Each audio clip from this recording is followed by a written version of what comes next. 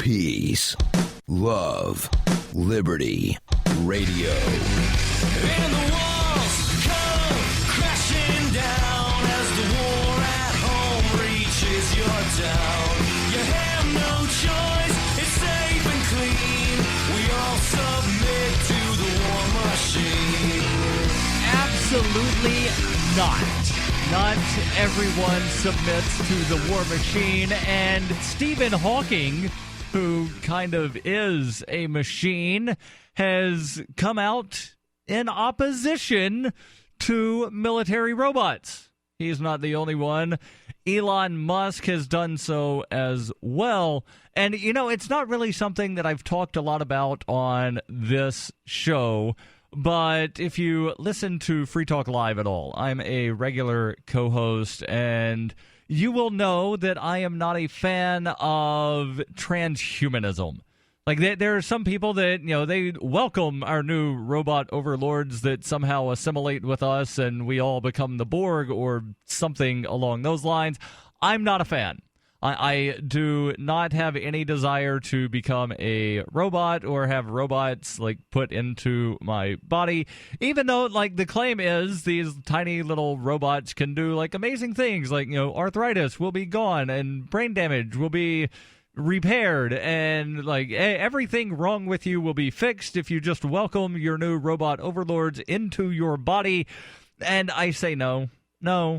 And I am happy to see that Stephen Hawking, who is at least part machine, I say part machine because he's got the little machine that does the speaking for him and, like, it reads his mind or something. I'm not sure how it works, but Stephen Hawking as well as Elon Musk, of course, from the Tesla Corporation and a lot of other things. The New York Times reports that they are they are among several hundred researchers and experts. I don't know how one becomes an artificial intelligence expert, but apparently there are hundreds of artificial intelligence researchers and experts that have joined Elon Musk and Stephen Hawking, calling for a worldwide ban on autonomous weapons, warning that they could set off a revolution in weaponry comparable to gunpowder and nuclear arms. In a letter unveiled as researchers gathered at the International Joint Conference on Artificial Intelligence in Buenos Aires on Monday, the signatories argued that the deployment of robots capable of killing while untethered to human operators is feasible within years, not decades. If development is not cut off, it is only a matter of time before the weapons end up in the hands of terrorists and warlords, they say. Unlike drones, which require a person to remotely pilot the aircraft and make targeting decisions, and I'll talk about that a little bit after I finish the sentence here, the autonomous weapons would search for and engage targets on their own. Unlike nuclear weapons, they could be made with raw materials that all significant military powers could afford and obtain, making them easier to mass produce. So let's talk about the remote-controlled piloted aircraft, aka drones. Now, we know right now that drones are being used in military ventures in the Middle East. And we know that not everyone killed by these remote control aircraft are actually terrorists. Some of them we don't even suspect of being terrorists. They just happen to have been in the wrong place at the wrong time, or on the way to a wedding, or they were a reporter and their briefcase looked too much like something that some guy in Nevada thought may have been a bomb. Or we don't know if the guy was in Nevada. Like, we don't know where these drone pilots are actually operating from. But what we do know is that they're not there, like, right there. They are not at the scene. They are viewing this remotely through video cameras and other sorts of stuff, and they're having to make decisions. And while someone could argue, yes, but a autonomous robot would not have to make the human decision of, well, I think this might be, like, they could do facial recognition and all this other stuff. true. It's certainly plausible that a robot could use facial recognition to know 100% that someone is a terrorist, or the person programming the thing could leave that out and just say, kill everybody. And something that robots do not have that humans do. And it's one reason you see such a high suicide rate among former military is remorse. Machines do not have remorse. Humans do. And yes, I realize that when someone goes through basic training, they are, trained to sort of leave their emotions at the door, right? So, like you're a war machine now, and you do not show emotion. It's part of the job, blah, blah, blah, blah, blah. Just go kill people that we tell you to kill. Don't ask questions. And if you do ask questions, then do it later and do it in private, because we don't want anybody to know that anybody's questioning what we do, because America. The article here from the New York Times continues. The weapons could reduce military casualties, is the claim, by keeping human soldiers off battlefields, but they could also lower the threshold for going to battle. The letter says, if any major military power pushes ahead with AI weapon development, AI being artificial intelligence, a global arms race is virtually inevitable, and the endpoint of this technological trajectory is obvious. Autonomous weapons will become the Kalashnikovs of tomorrow. And Kalashnikov, that's some type of gun. I forget exactly what it is, but it's some type of gun thing that apparently AI will become the equivalent of if AI weapons are developed.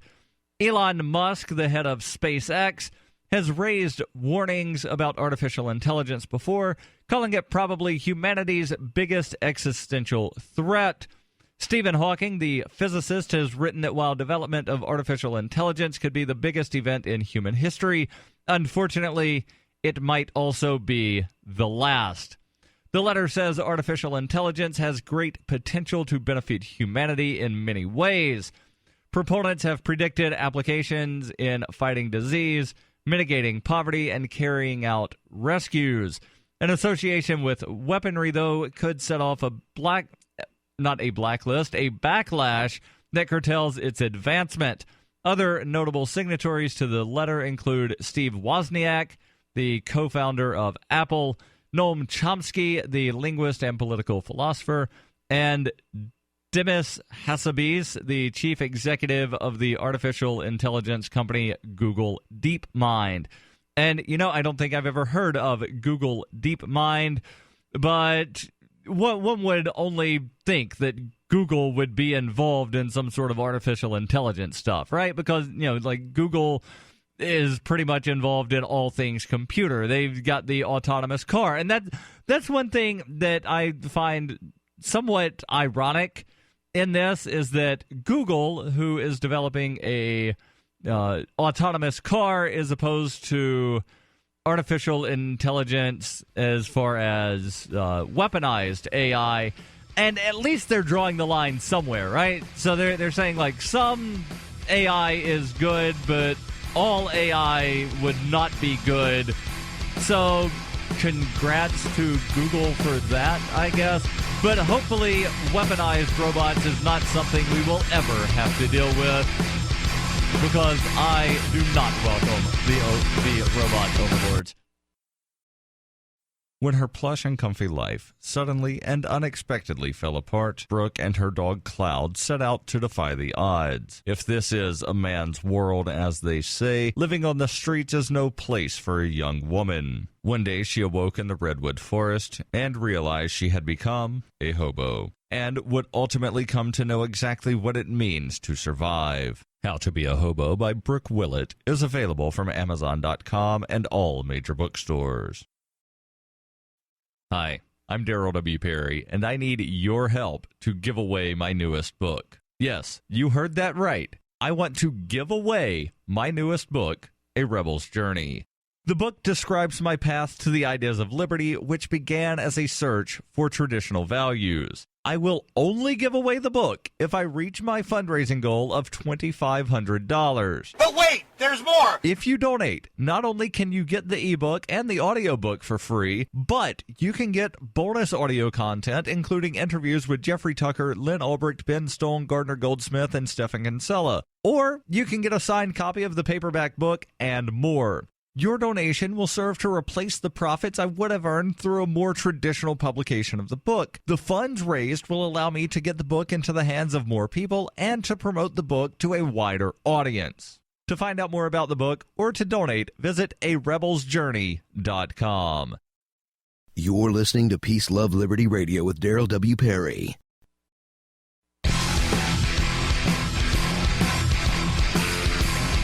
So before I jump into the next story here about college, and it's titled, "College is Not a Commodity, Stop Treating It Like One," I want to make sure that I tell you about Liberty.me. Liberty.me, it's more than just a social network. It's a social network, a publishing platform. It's got forums, it's got chat rooms. It's got basically all of the best parts of the internet except porn put into one place. And one of the wonderful things about Liberty.me, unlike other parts of the internet, is internet trolls. You do not have internet trolls at Liberty.me. That's because Liberty.me is not a free service. Liberty.me is something that you have to pay for. And if you use referral code FPP Radio or coupon code FPP Radio, you will save 10% on your subscription. So go there now, Liberty.me, and use coupon code FPP Radio. And you know what? Before I get into this article about college, I just want to sort of tell you a little bit about what happened to me a little bit earlier. I literally got back just moments ago from a presidential candidate town hall meeting. No, it was not my own town hall meeting. I was there as a member of the media, not as somebody that was actually interested in anything that John Kasich had to say, but I was there as a member of the media. And I did get him on record talking about debates. And I prefaced the question by saying, Fox and CNN are about to have debates with 10 or 11 presidential candidates. Do you think that the general election debate should have more than 2 candidates? And his initial response was, I've never thought about it. And then he said, but who would it be? Would it be like Jimmy Kimmel? And he's just trying to make a joke. And I said, no, actually the Libertarians and the Greens have consistently been on enough ballots to wind up being able to theoretically win the presidential election. And he made sort of like a chuckle face. It's pretty funny, and I'll get the video up later.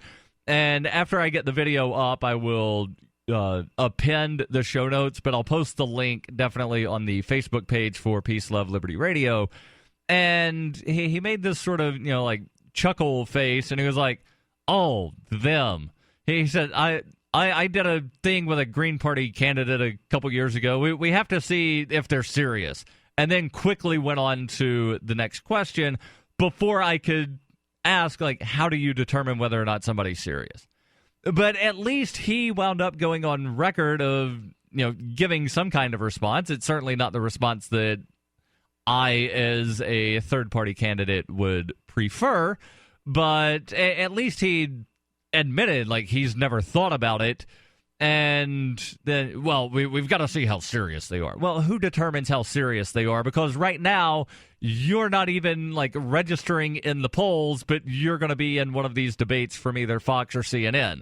So, it's one of those things to where they want their cake, and they want to be able to eat it how they want, and they don't want anybody else to even know that the cake exists, right? Because that's kind of what it is.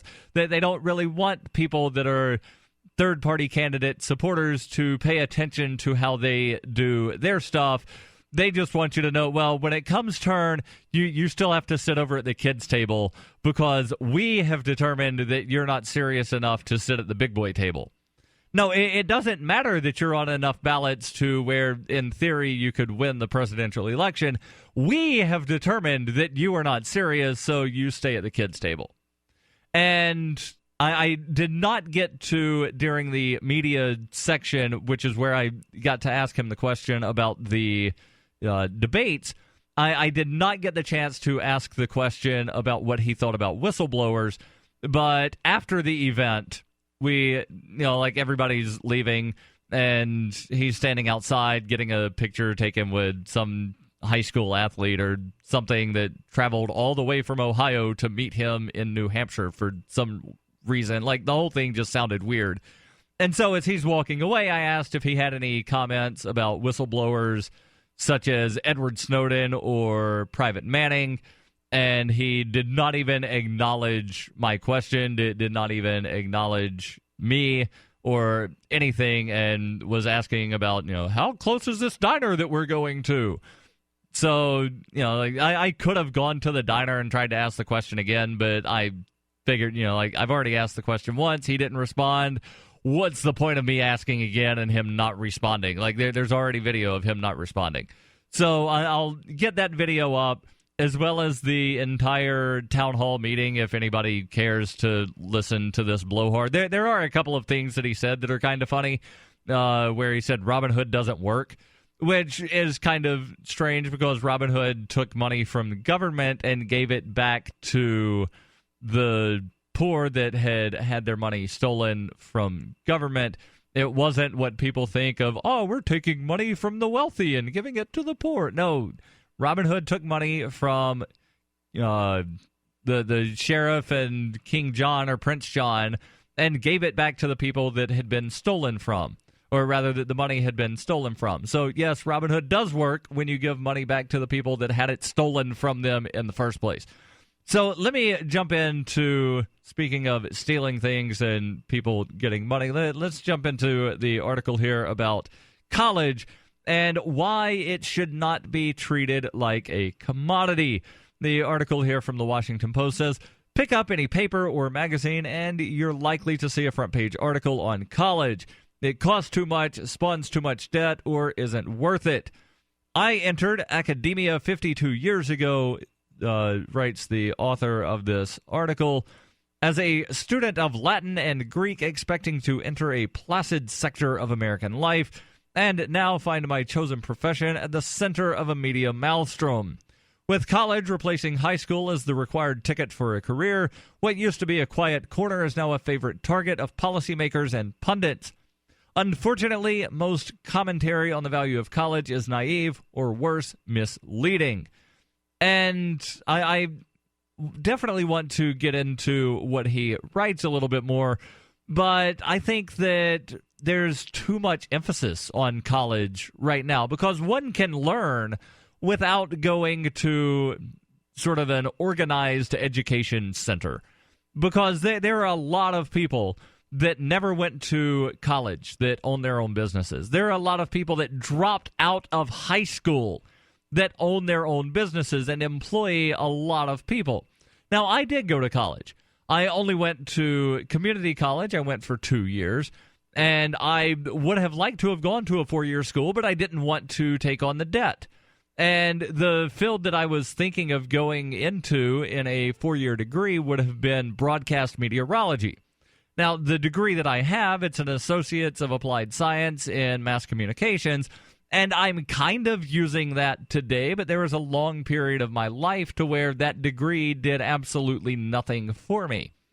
So I'm on the fence as far as where I think college should be ranked. I definitely think that college, in a lot of cases, is overrated, and I think that people put too much importance on it. But I'm curious to see what the professor here has to say, and I'll finish this when we come back on Peace, Love, Liberty Radio, online at fppradio.com.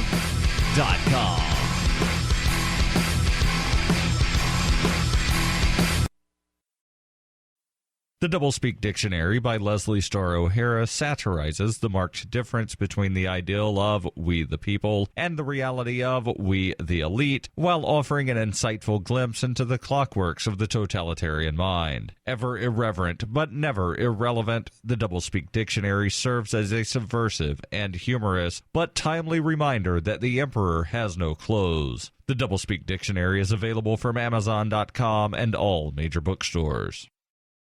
Are you tired of governments murdering people around the world? Stop using their money. There is an alternative. Bitcoin is a stateless, free market, non-political currency. Bitcoin cannot be inflated or controlled by any government. By using their money, you are helping the state. Stop doing it. You have an incredible alternative available now. Learn it, use it, spread it. Get started with Bitcoin at weusecoins.com. That's weusecoins.com. It is the year 91,001 BCE. Witness humanity's origins in Hypercronius, a classic role-playing game for Windows PCs, with a story like no other game before. A liberty-oriented experience that is not to be missed. Go to zog.ninja to get your copy of Hypercronius today. Use the code FPP to get $1 off. Hypercronius, zog.ninja, code FPP. You're listening to Peace, Love, Liberty Radio, online at fppradio.com.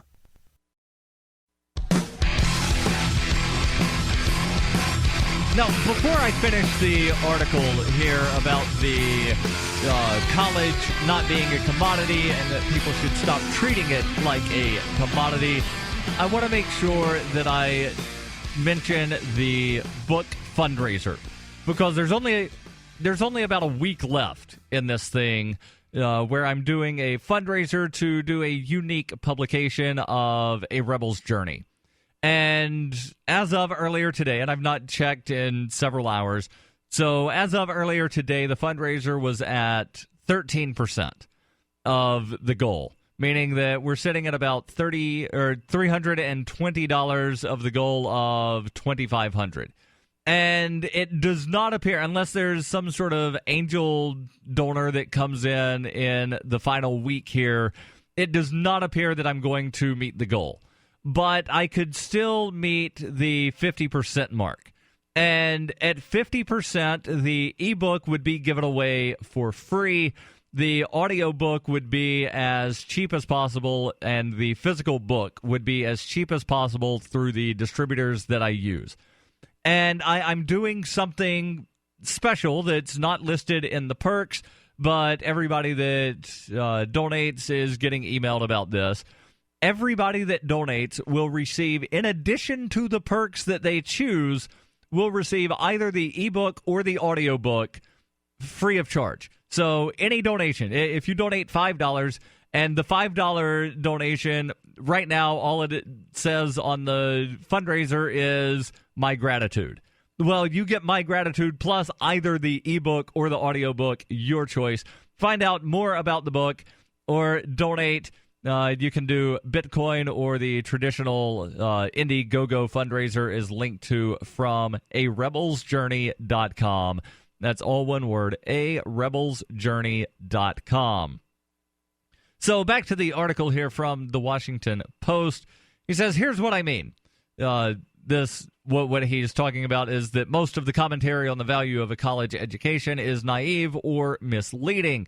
Here's what I mean. First, most everyone now evaluates college in purely economic terms, thus reducing it to a commodity like a car or a house.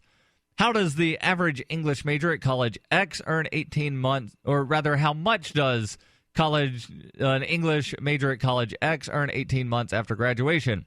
What's the average debt of College Y's alumni? How much does it cost to attend College Z? And is it worth it? How much does the average college grad earn over a lifetime? Or rather, how much more over a lifetime than someone with only a high school degree? The current number, he writes, appears to be about $1 million. There is now a cottage industry built around such data. And let me sort of break this down a little bit. Yes, someone with a college degree might wind up earning $1 million more in a lifetime than someone without a college degree. However, you have to figure the debt that this person will take on obtaining the college degree, whereas the person that did not go to college presumably starts their working life without debt, meaning that they're able to either, get a slightly nicer apartment or slightly nicer car, or just have a fairly average apartment, fairly average car, and put some money away in savings. So at the end of, at 4 years in, the person that never went to college actually is doing better off than the person that went to college. And then you factor in the debt. And then the person that is making slightly more money that has a college degree, they're thinking, well, I need a bigger house, I need this, I need that. And they're actually just going to continue going into debt, whereas presumably the person that does not start life in debt is not going to go into as much debt. And I realize that I'm making some generalizations here, but there have been people that have looked at these numbers and shown that $1 million over a lifetime actually does not necessarily mean anything at all, because they're spending more money to try to get out of debt to sort of keep up with the Joneses, but they just wind up getting more debt. The professor guy here continues. He says, even on purely economic grounds, such questions, while not useless, begin with a false assumption. If we're going to treat college as a commodity and an expensive one at that, we should at least grasp the essence of its economic nature. Unlike a car, college requires the buyer to do most of the work to obtain its value. The value of a degree depends much on the student's input than on the college's curriculum. I know this because I've seen the excellent students get great educations at average colleges, and unmotivated students get poor educations at excellent colleges. And I have taught classes with my students, or rather, which my students made great through their efforts, and classes which my students made average or worse through their lack of effort. Though I would like to think I made a real contribution to student learning, my role was not the sole or even determining factor in the value of those courses to my students. And I'm glad he mentions this, that education is a lot more about what you put into it than what the instructor puts into it for you. And this is why I'm on the fence. And I look at organized education sort of with disdain, because one can get a great education outside of the walls of a college or the walls of any school building. He continues, a college education then, if it is a commodity, is no car. The course the student decides to take and not take, the amount of work the student does, the intellectual curiosity the student exhibits, her participation in class, his focus and determination, all contribute far more to educational outcome than the college's overall curriculum, much less its amenities and social life. Yet most public discussion of higher education today pretends that students simply receive their education from colleges the way a person walks into a Best Buy and receives a television in exchange for money. The rest of this kind of thinking, or rather the results of this kind of thinking, are pernicious. Governors and legislators, as well as the media, treat college as purveyors of goods, students as consumers, and degrees as products. Students get the message. If colleges are responsible for outcomes, then students can feel entitled to classes that do not push them too hard, to high grades, and to material that does not challenge their assumption or make them uncomfortable. Hence, colleges too often cater to students' demand for trigger warnings, safe rooms, and canceled commencement speakers. When rating colleges, as everyone from the president to weekly magazines insist on doing nowadays, people use performance measures such as graduation rates and time to degrees, as though those figures depend entirely upon the college and not at all upon the students. This point is made succinctly by an apocryphal story about a university president who said this to a new freshman each year. For those of you who have come in here in order to get a degree, congratulations. I have good news for you. I'm giving you your degree today, and you can go home now. For those who came to get an education, welcome to 4 great years of learning at Niche University. And that's really what it should be. It should be about learning, not about pieces of paper written on sheepskin. This is Peace, Love, Liberty Radio. All the archives, fppradio.com.